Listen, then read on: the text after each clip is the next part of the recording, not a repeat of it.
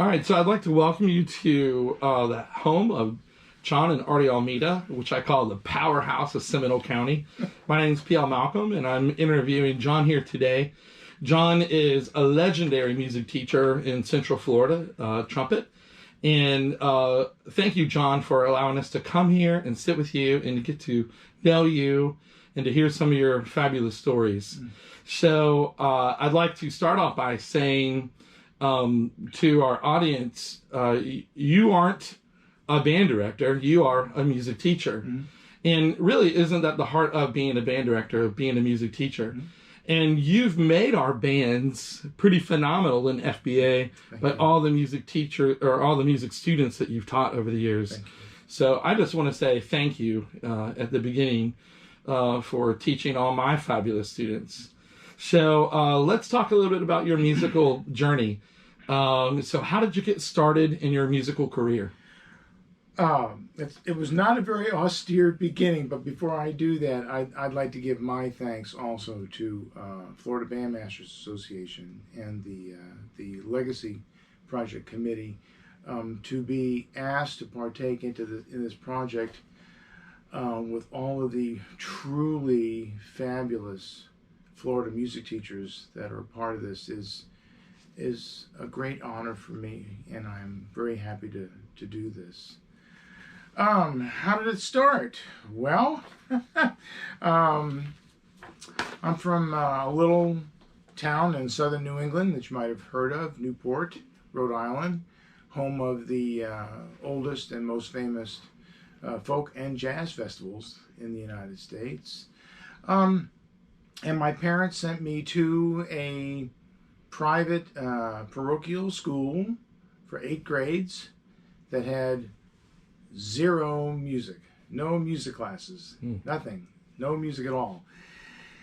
And the only instrument that was played at my house was the radio. And the only orchestra that you would hear once a week would be the Lawrence Welk show on TV, which, great musicians. But I'd always had an interest. So at one point in time, I was a member of the local boys club. And I was at the boys club one afternoon. There were all of these signs that said, oh, we're going to have a meeting for new members for the boys club drum and bugle corps. And I thought, well, that sounds pretty interesting. So I went and talked to my parents. And since my father's boss was on the board of directors of the boys club, my father thought, gee, it might be a good idea if my son did that. So I went, and all of the new guys were in the gymnasium, and the administration of the corps was there, and they talked to us about it. And so they asked who could read music, and I was one of the only ones that couldn't. As I told you the other day, I couldn't read two quarter notes side by side in a bar of 2/4 time. So what they did was the guy that ran the corps walked around each of the guys, and he had a mouthpiece in one hand and a pair of sticks in the other. And if you couldn't do this,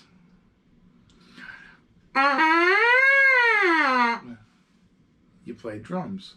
So that was my amazing beginning. So we met one afternoon, one evening a week, but everything was taught via rote. We played little F or G, one-piston bugles, and there was one fellow that would play parts of the songs, and we would watch his valve movement, and we would just try to imitate him. Nobody said anything about sound or embouchure or brass techniques or anything. And but I guess I did okay. I did it for a number of years, and when I got to in 8th grade, my parents gave me a trumpet, B-flat trumpet for Christmas, and I was in hog heaven. Once again, I couldn't read music, and so I was always trying to play songs from commercials that you hear on the radio or on TV, like Dove soap and stuff like that, And I was getting pretty good at it, but I didn't know what valves I was using. I was, you know, who knows what I was doing, but I was able to do it. So I guess my ear was pretty good. So at the end of 8th grade, I had to make a choice. Did I want to go to the boys' Catholic high school or go to the public junior high school? Well, it was easy because, you know, the public school had a band program and girls. So, you know, so I went to Thompson Junior High School, and the band director was a really great musician. His name was Barnard Morell. He was a violinist, played in the Rhode Island Philharmonic. He was very good. And so when I went into audition for Mr. Morell in the 9th grade, he kind of scratched his head because he knew straight away that, you know, this kid didn't know anything, but he had a good sound. So they put me at last year in the band, and all the rest of the kids in the band had started in 6th, much like we do here in Florida. And I couldn't read music, so I would be watching their valve movements and try to memorize the valve movements. I got pretty good at doing that, but they used to make fun of me because, you know, I couldn't read, stuff like that. Mm. So I went to high school in 10th grade, and the band director that was there was a fellow named Ted Durgan, who's a trumpet player, who I took some lessons from, but once again, there was no music education whatsoever. You know, we didn't work on tone quality or how to read music or finger technique or tonguing. You know, we just kind of, you know, strange every week. You'd do this, and then next week you did something else. There was no real, look, this needs to be fixed. So one of the guys in the band, who's a year older than I am, a fellow named Tom O'Donnell, a really good trumpet player, lived pretty close to where I lived. And one day we were, you know, in the band room at the end of the school, and we were playing some stuff, and he said, he asked me, you can't read music, can you? And I said, mm-mm. He said, oh, do you know what kind of note that is? And I said, I have no idea. He said, well, that's called a whole note. Mm. And so he started. We'd get together every week, and he would teach me, you know, and he was real patient, and I got to be okay at it. And then he, you know, once I was pretty good at knowing note names and durations, then we launched into time signatures. That was a big help, you know, especially, you know, if you couldn't read, if you didn't know length of notes, time signatures didn't mean anything. So that helped. So gradually, you know, I became better, and I think probably the two things in high school that really helped me was I started taking lessons from a professional trumpet player in Providence, Rhode Island, a fellow named, oh gosh, I just lost his name. I'll think of it in a minute. Giulio Tancredi. And this guy was a monster trumpet player. Oh man, this guy could tongue faster than a cross-eyed black snake. This guy was really amazing. And we would work out the Arbenz book, but with Giulio, once again, there was still no education. We never worked on scales, never worked on warm-ups, never worked on proper playing techniques, never worked on music, never worked on solos. Always the Arbenz book, which is right. Nothing really wrong with that. Right. But not how to do it this way. So he would give me an assignment, and I go home, and I would, you know, try to get through it as best I could. And I'd go in the next week, and he said, okay, open up to the first page. Okay. And he would play along with me. But it was never in my tempo. It was always at his. And his was bad out of you-know-where, fast. And so I thought, oh, man. And he was not happy with me. So, I mean, every week I'd go home, and I said, okay, this is what's going to happen every week. I better see if I can figure out how to play these things faster. Well, I never could play them as fast as him. But it did teach me that there was a different world out there. Yeah. You And then there was a dance band in my hometown made up of high school students called the Newport Youth Band. And it was led by a semi-professional tenor player who had a library. And so all the section players were all high school students, except there was a professional or semi-professional lead player in each section to guide us. And the guy that played lead trumpet was a fellow named Arthur Dennis, who had played in the NORAD band made up of Brits and Canadians and Americans.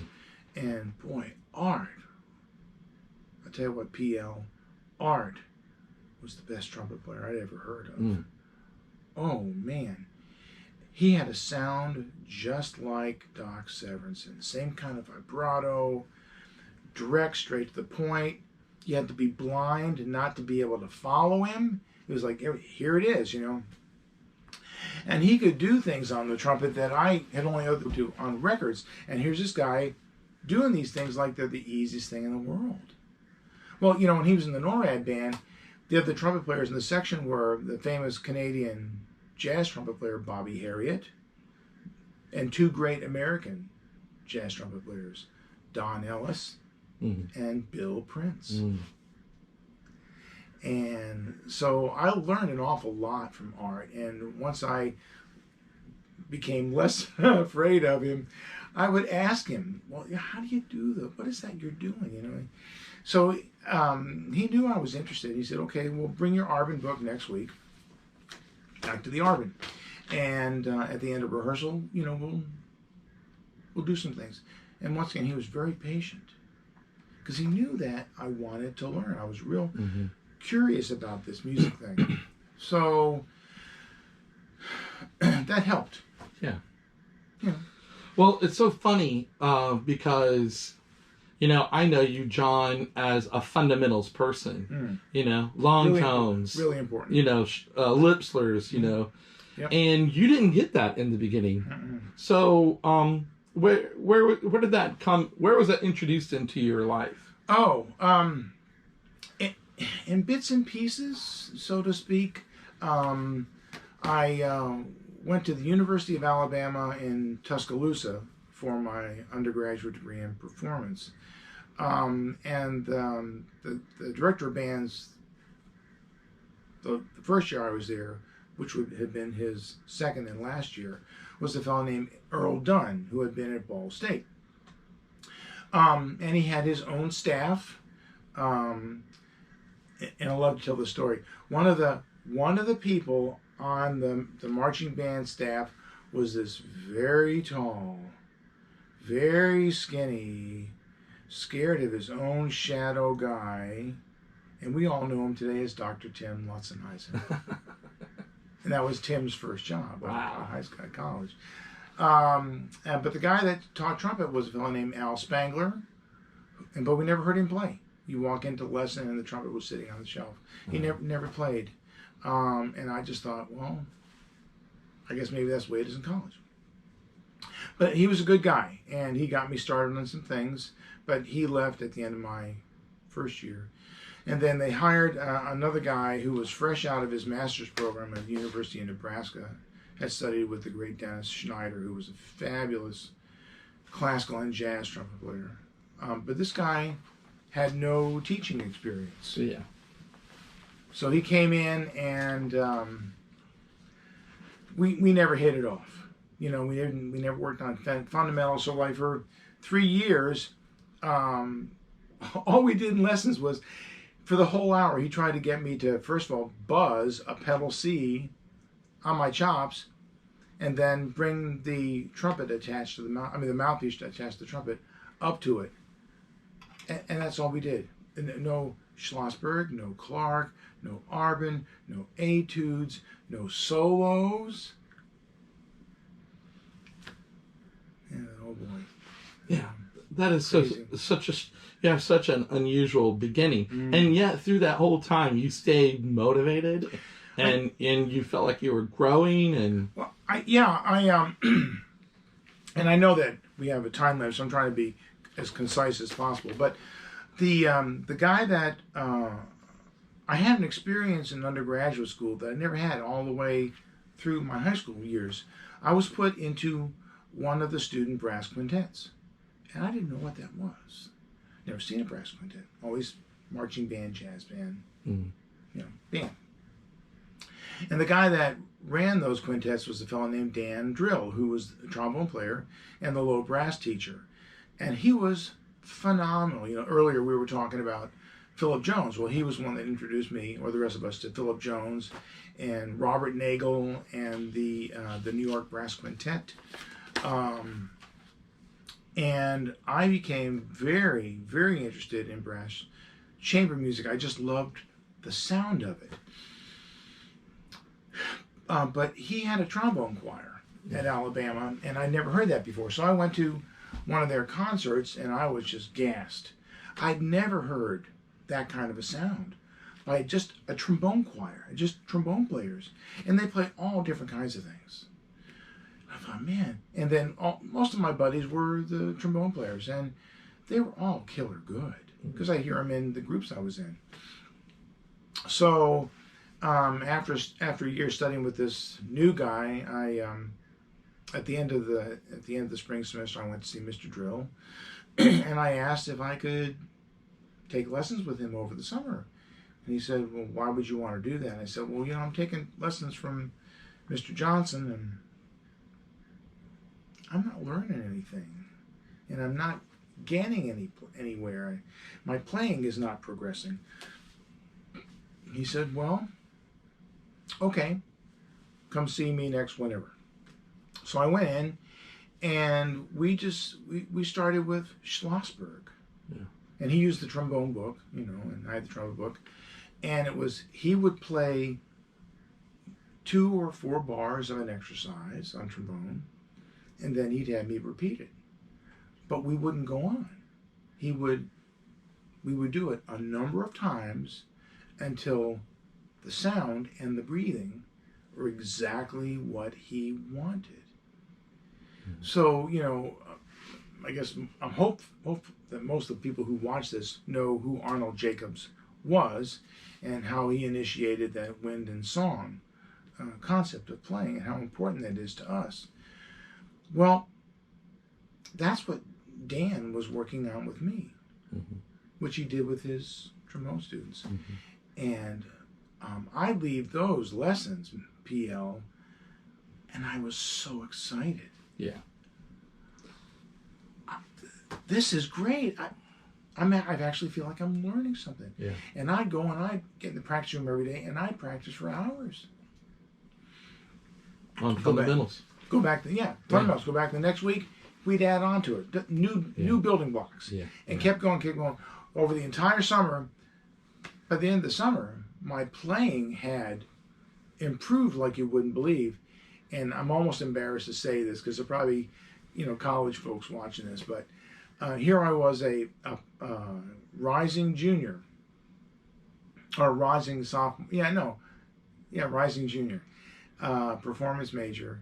And when I went to register for my classes, I didn't register for applied trumpet, and nobody caught it because we didn't have a student. We didn't have a music advisor. So I just kept taking lessons from Mr. Drill, and the conductors of the ensembles I was in kept going to the trumpet teacher, and they knew me as a really mediocre trumpet player, hit or miss. And they say, gosh, what are you doing with him? God, all of a sudden he's playing so good. You're just doing great stuff with him. We love having him in the ensemble, And the trumpet teacher's thinking, this guy's not. Yeah. So he found out I was studying with Drill. The trombone professor. Yeah. And so there was a big gathering one time for all music students and faculty, and there was an open bar. I was at a faculty member's house, so I was standing at the bar getting a beer, and the trumpet teacher walked up to me, and I thought, oh boy. So he looked at me and said, you're sounding really good these days. I said, thank you very much. He said, so what's Dan teaching you that I haven't? And I just looked right back at him without thinking about it. I said, well, he's just teaching me how to play the trumpet. And I walked away. Oh. Yeah. Well, okay. So that's your experience at Alabama. Yeah. And then what? And then Well, I was forced to go back into the trumpet studio, and my playing went down the tubes again because the trumpet teacher was very vindictive. And somehow I managed to get out. But I also started taking lessons in my senior year from a guy who was playing third trumpet in the Birmingham Symphony. And his name was Chappie Perry, or Marvin Chappie Perry. And he was an Eastman guy. He'd been in the freshman class at Eastman with Vince DiMartino and Phil Collins, who later became principal trumpet in the Cincinnati Symphony and Cincinnati Pops. And I would drive to Birmingham every week and take a lesson. And with Chappie, it was all about sound and music. And, of course, he was an Eastman guy. And if he didn't like how I sounded, he'd pick up the horn and say, "Listen to this." And he sat right next to me. "Oh, man, PL, I sound like butter." Just warm and rich and beautiful and music like you wouldn't believe. Yeah. Anyway, I studied with him. He helped me get through my senior year.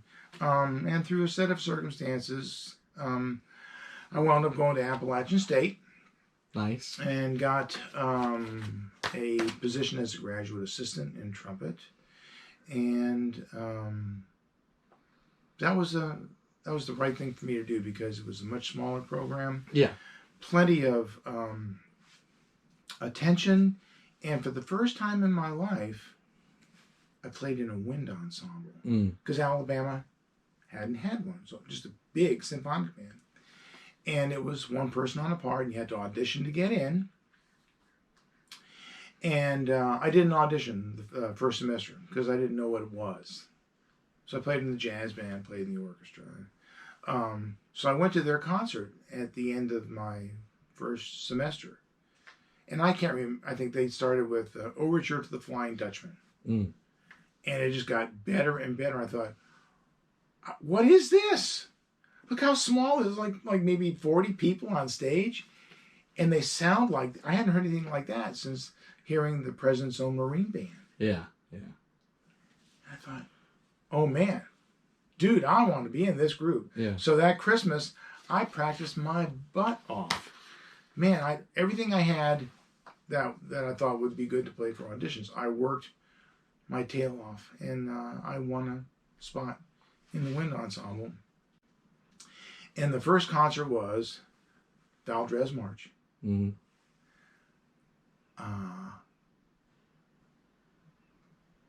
Pictures at an Exhibition. And Lincolnshire Posey. And when we got to Lincolnshire,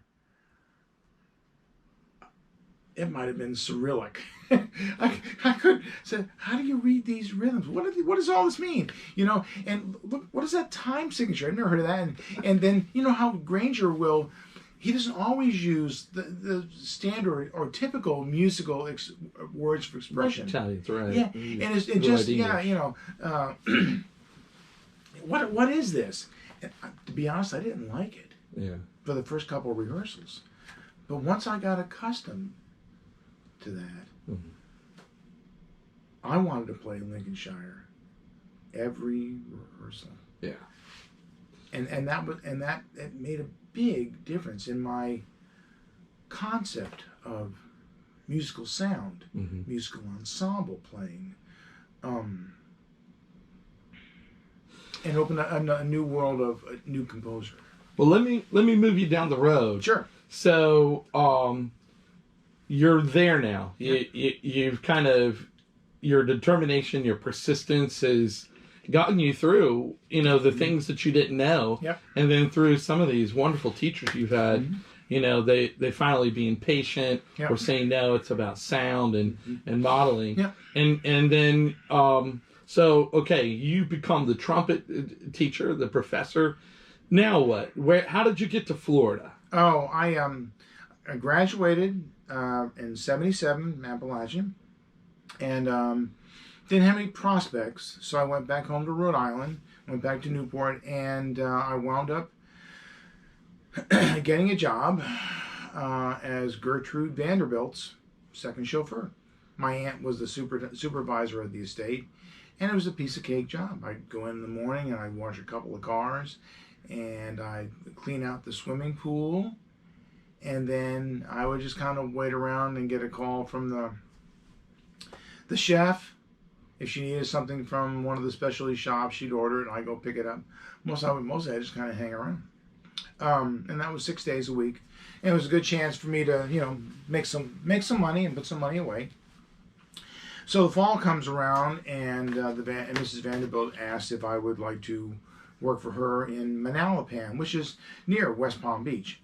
So I said, sure. Packed up my stuff, drove down there, and it was not the same kind of situation. They worked me to death. And there was one story I can relate that made me decide, okay, this is not what I want to do. So I was the only one living in the mansion. The rest of the help had not come in from Newport or New York yet. So I was in the men's quarters, and there were this line of rooms all side by side, and the room that they had originally marked for me wasn't really ready yet, because they were painting all the rooms. So they had me sleep, in the room next to it. That's fine. Got in, and one night I heard this unbelievable crash. The bomb had gone off and woke me up. Opened my door, and of course it's dark in the hallway, no lights on. So I, went back in, make sure I locked the door. And the next morning when I got up to go down to the washroom to take a shower and everything, I noticed that there was a huge pile of dust in front of the door next to me, which would have been my room. So I opened the door, and the entire ceiling had caved in. Mm. And I was looking at the cast iron stove on the floor above me. So if I had lived, gone into that room, I probably would have died. Mm-hmm. I thought, oh man, I hope the ceiling in my room is okay. Check it. You go there with the broomstick. So I gave my notice, and they gave me a month of severance pay, and I moved up to Orlando.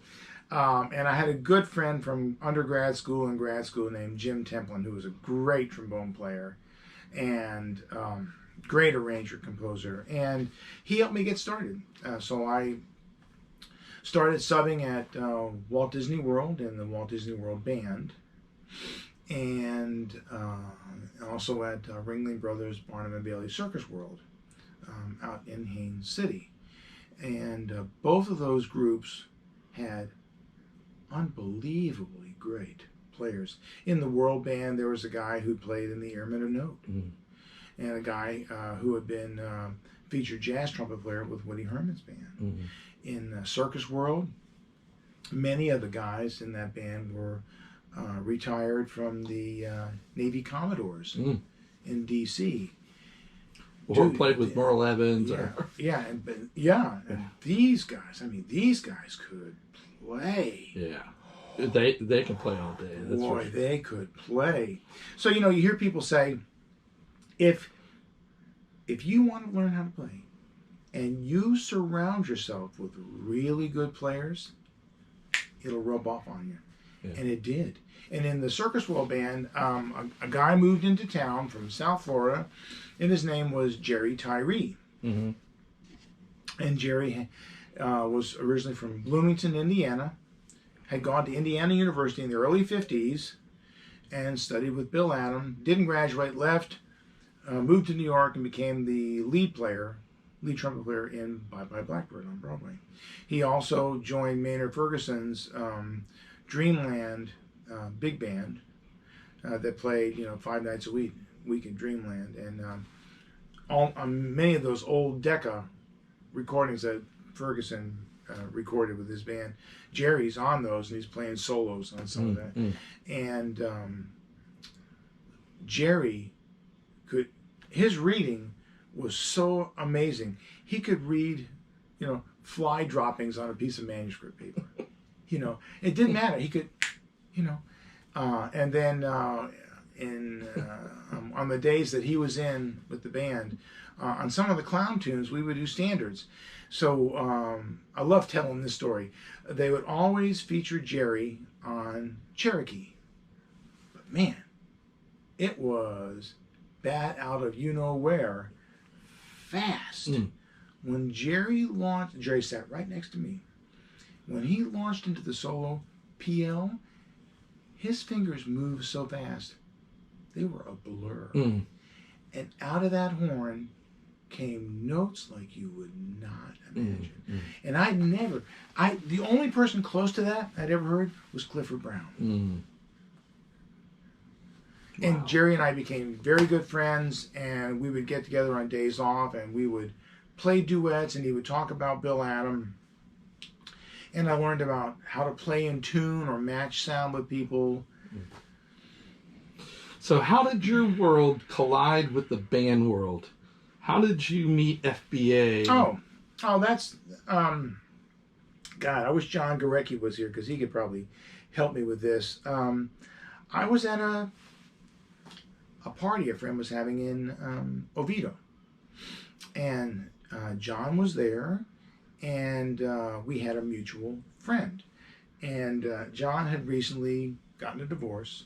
As a matter of fact, John lived right over here, like one street over on Powell Drive. Oh, no. Yeah, you two right. That close together. Oh man, we got in trouble all the time. So this mutual friend knew that we'd probably, get along well together, and so we did. John and I hit it off like we were brothers. So I always refer to him as my brother from another mother. And I love John to death. Yeah. He's a great guy. And for the folks that don't know John, he left a legacy for all the middle school teachers in this state that is unparalleled. And he also is a legacy member, yes, so there is a video on him. Yeah. So I moved in with John, rented a room, and we had the best time. And through him, I started teaching his kids from Rock Lake, who would go from there to Lake Mary, where Terry was, or Brantley, where Cindy eventually went to. And those two were asking John, God, these trumpet players play really good. What are they doing? And he said, well, he's studying with my roommate, John Almeida. And so both Cindy and Terry would start recommending me to their students. And on Fridays, if I wasn't working someplace, I would go with John to whatever pub all the band directors would hang out on Friday evenings. This is not during marching season. And I would get to know them, and I just had the best time. Yeah. Because what did they talk about the whole time? Yeah. They talked about kids. Yeah. And when I would go to visit Cindy's school or Terry's or John's or Gary Bottomley's, I've never told them what I'm going to say now on camera. I walked out of those band rooms, and I was so envious of those kids. And if I had had an elementary teacher like my wife, Artie Almeida, or Debbie Clifton, or if I'd had a middle school band director like John Gorecki or Gary Bottomley, or a high school band director like Terry Patishall or Cindy Berry, my life would have been changed drastically. Yeah.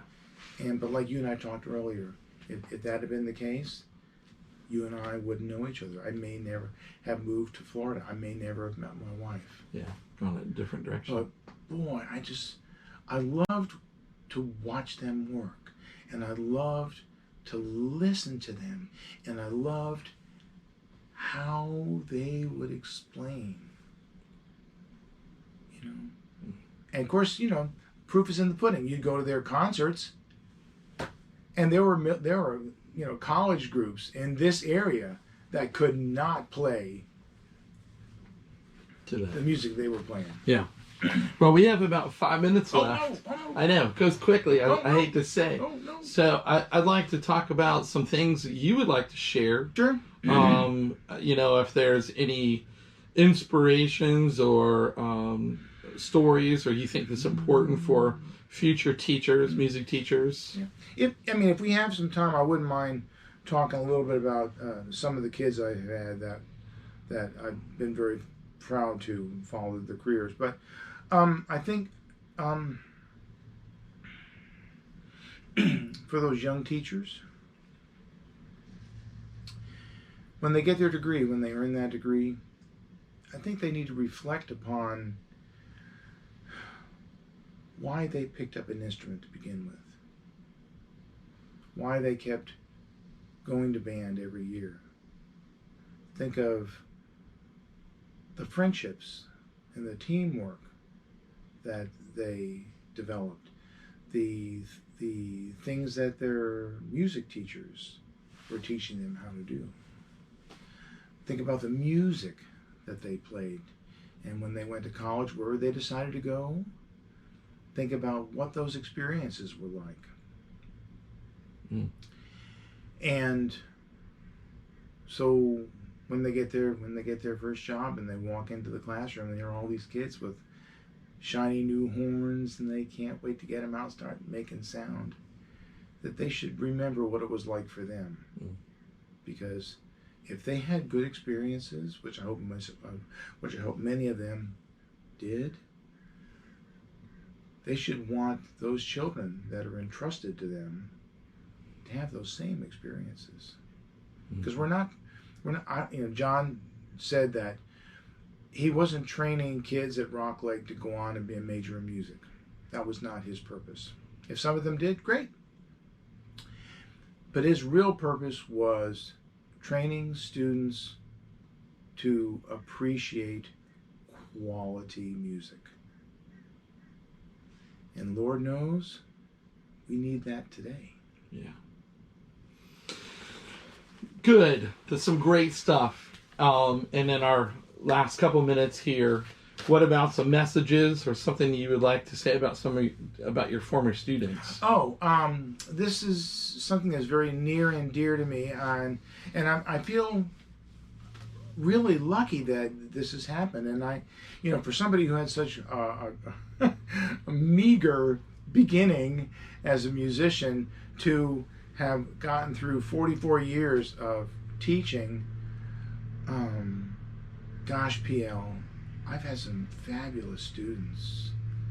When I taught at UNF, I had Mike Johnston and Marcus Printup. You know, Mike had won the year before I started there, he had won the International Trumpet Guild Jazz Trumpet Competition. And he was so much fun to have as a student. He wound up leaving and graduating and going into the Army Field Band, and eventually as one of the featured jazz soloists in the Jazz Ambassadors. Boy, Mike can play. Boy, he can play. And the other was Marcus Printup. Same way. Marcus was a diamond. Oh my gosh, he was a diamond. He had huge ears. I mean, he could anything he heard, he could play. Funny thing about Marcus, I would assign him a Charlier etude every week, and he'd come in for the lesson. He'd sit down, we'd warm up and open up the Charlier book. He'd start to play. He'd step all over himself. Oh, it was horrible. And he said, "Mr. Almeida, I just have to close the book." I said, "Well, it's not that bad." He said, No. He said, I can't read it. Okay. He'd close the book, close his eyes. He would play an entire Charlier etude by memory. Perfect. So he's really distinguished himself. He's been playing like 25 years now as a member of Wynton Marsalis's Jazz at Lincoln Center in New York. He's a teacher also, trumpet teacher. has 9 CDs under his own name. Wow. And then, you know, kids like Joe Cooper, you know, Indiana University, Rice University, and doctorate from UT Austin. You know? Yeah. Seminole County kid, you know. So, John, tell me a little more about your students. Oh gosh, PL, you know, I've been doing this for 44 years. I can't even begin to tell you or speculate how many kids have walked in and out of this room in those years, plus all the college students I've taught at various schools like UNF and the community colleges. But I've had some really exceptional kids, and I would like to mention some names of folks that I think are deserving of mention. They're all really terrific trumpet players and obviously superb musicians and music educators. But above and beyond all that, PL, they're just really good human beings. And I think that's essential to being a good teacher. So Rob Shear in Los Angeles, Travis Heath in Chicago, Francis Frankie in D.C., Ken Boyd and Leo Lamos right here in Orange County. They're great musicians, great band directors. Their programs are stellar good. Liz Clapper Keller, who's in D.C. You probably know Billy Luckett and Josh Hobbs out in South Florida. Josh is also a phenomenal composer, award-winning composer. And Marco Rivera, Justin Diaz, and Matt McCarthy, they play in the Main Street Philharmonic at Disney. Carmen Griffin at Blake High School, and Joe Young, who was one of the trumpet players in the Tommy Dorsey Orchestra. And I'd like to conclude this by just mentioning the names of a few folks that I feel have added so much to my musical knowledge and my musical career. Those folks, we've already talked about Bill Adam. I'd like to mention Vincent Chikowitz. I had a few lessons with him and learned tons.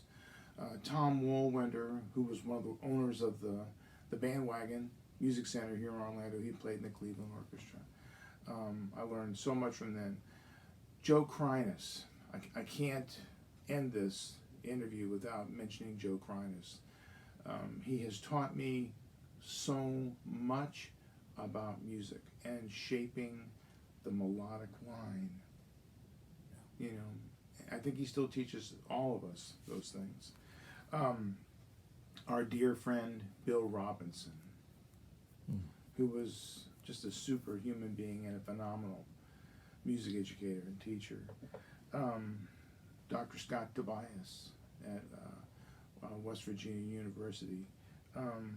My dear and very close friend, Dr. Michael Wilkinson, who's the trombone teacher at the University of South Carolina, who is a great player, a great jazz player, and great classical player, and a phenomenal music educator. And the most important person in my life, Dr. Artie Almeida. You know, so many things that she's done as a teacher has influenced my methodology as a teacher. And I don't think I'd be half the teacher I am right now if I hadn't been married to her all these years. It's starting to get a little... Yeah, I understand. And you two have been a wonderful team. And, you know, in so many ways, Artie, you know, needs to have her own video done. Yeah. Because all the accolades and all the accomplishments she's done. And you know, all those kids that earned the degrees with me, you know, they came from an always vibrant and strong trumpet studio. Never, ever a weak trumpet studio. And their musicality and their strengths made that studio and the ensembles they were in always really good. Well, you've taught so many kids in Seminole, Orange, I know Brevard, all over the Everett, state. all through Central Florida. and I know that you've held all-state prep clinics, Oh, yeah. and you've done so much for the band movement. Going into our classrooms, playing. You would play feature trumpet. Yep. I loved I it. had the wonderful experience of you playing on a concert with us, and my kids enjoyed that so much. And I just kind of our waning things here, and I'll let you have the last word, but Sure. I just want to thank you as a band director. For us, we wish that we could do more as with our kids as individuals, but our time is limited. We're working with large groups. Mm-hmm. And it's that one-on-one sometimes where the chemistry gets to lock in, and you get so much influence. Mm-hmm. And you have influenced so many programs, and those kids then inspire other kids, or they're like, I think you said his name. It wasn't Tim Foley. It was the young man who helped you when you were a high school kid. Tom O'Donnell. Tom O'Donnell. Yeah. And it's kind of like.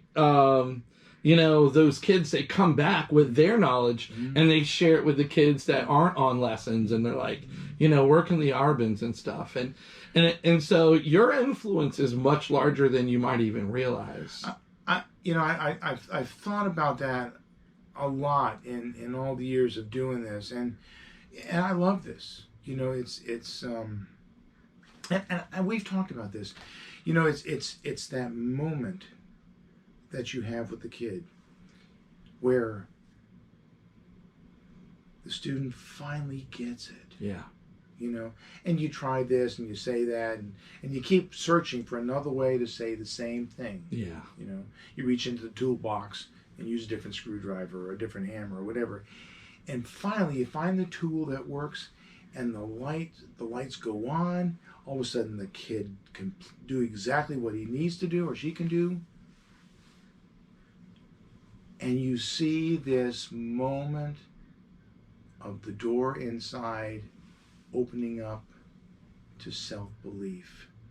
And that, I think it's that experience that we can have or help students with, that if they really and truly believe they can do it, they can do it. And if I hadn't met Bill Adam all those years ago, I was probably going to stop playing the trumpet. And in those first 2 lessons I had with him, he had me doing things that I went into those lessons swearing I'd never be able to do.